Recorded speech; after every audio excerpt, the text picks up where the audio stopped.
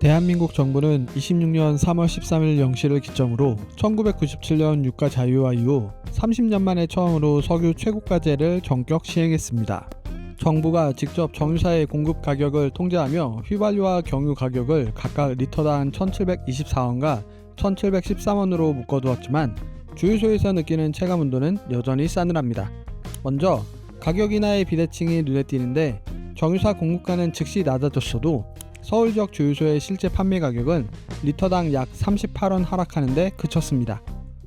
정부 발표 이후 리터당 1,700원대 진입을 기대했던 소비자들은 여전히 1,800원 중반대를 유지하는 가격표의 실효성 의문을 제기하고 있습니다.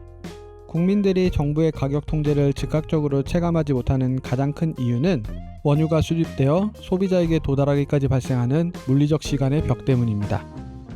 중동에서 선적된 원유가 우리나라 대산항이나 울산항에 도착하는 최소 시간은 약 3주 정도가 소요됩니다. 즉, 지금 우리가 쓰는 기름은 전쟁 직후 가장 비싼 운임과 유가가 적용되었던 시기에 출발한 물량입니다. 또한 국제 석유 제품 가격이 국내 주유소 소매 가격에 반영되는 데는 보통 2주 정도의 시간이 걸립니다. 이를 레깅 효과라고 부르는데 국제 유가가 급등할 때는 국내 가격에 빠르게 반영되는 반면 하락할 때는 반영이 느린 비대칭성 성향이 나타나기도 합니다. 주유소 운영자들도 이미 배럴당 100달러가 넘던 시기에 비싼 가격으로 받아온 기름 재고를 손해보고 팔 수 없기에 공급가 인하 혜택이 소비자에게 전달되기까지 시간이 더 많이 필요합니다. 그렇기에 정부는 2주 단위 갱신이라는 시차를 반영하여 최고 가격을 고정하지 않고 2주마다 국제유가를 모니터링하여 다시 산정하는 유연한 방식을 택하고 있습니다. 즉, 지금 우리가 주유소에 넣고 있는 기름은 전쟁이 일어나 유가가 오르기 전의 석유라는 시차가 있는 기름입니다.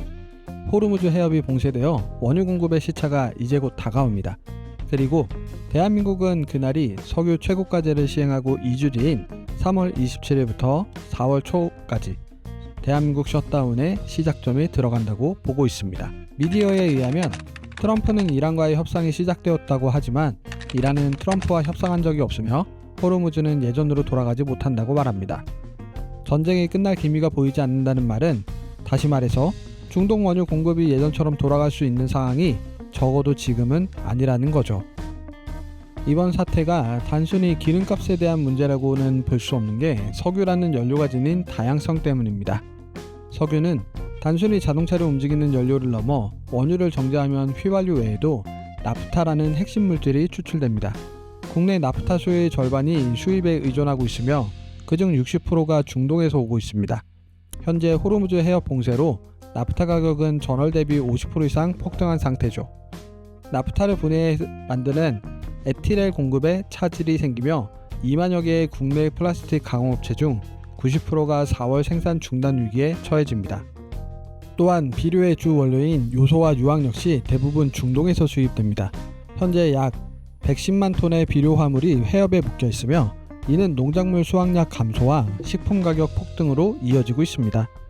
이 말은즉 석유를 원료로 사용하는 석유화학 산업의 원가 부담이 심화되어 수출 경쟁력이 약화되면서 휘발유 가격의 폭등은 물론이고 경유 가격 상승으로 화물차 택배 등 물류 비용이 증가하여 물가 상승을 부추기며 가정용 난방 연료 부담이 크게 늘어날 수 있다는 말입니다. 그리고 이는 고스란히 인플레이션의 악순환으로 돌아올 것입니다. 그렇다면 정부는 가격 통제라는 대응 외 어떤 지원책을 가동하고 있을까요? 먼저 3월 25일 0시부터 공공기관에서 시행 중인 차량 오부제를 민간까지 자발적 참여를 권고하고 있으며 필요에 따라 강제 전환하는 방안을 검토 중입니다. 에너지 바우처를 확대하여 도시가스 혜택을 받지 못하고 등유나 LPG를 사용하는 취약계층 20만 가구에 대한 지원금을 추가 인상했으며 1000cc 이하 경차 소유자에게 연간 최대 30만원의 유류세를 환급해주는 제도를 2026년 말까지 연장 시행하며 이동권을 보장하고 매점 매석 금지 및 반출약을 강제하여 정유사가 가격 상승을 기대하며 물량을 쌓아두는 것을 막기 위해 월간 반출량을 전년 대비 90% 이상 유지하도록 강제하고 위반 시 형사처벌을 명시했습니다. 결국 지금 현재 대한민국은 석유 최고 가격제라는 방패로 간신히 버티고 있는 상황입니다. 중동 전쟁이 해결되지 않는 한 4월 이후 우리 생활은 비닐봉투, 플라스틱 포장재 가격 상승으로 마트 제품은 오를 것이며 비료 공급 부족으로 농산물 가격 상승, 밥상 물가에 직접적 타격을 받게 될 것입니다.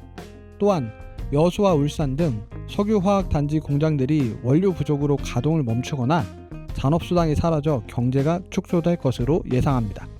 단순히 기름값이 비싼 문제가 아니며 저렴한 식재료, 당연하게 여긴 플라스틱 비닐봉지 한 장, 물류 시스템이 모두 석유라는 하나의 사슬에 묶여있다는 사실을 증명하고 있습니다.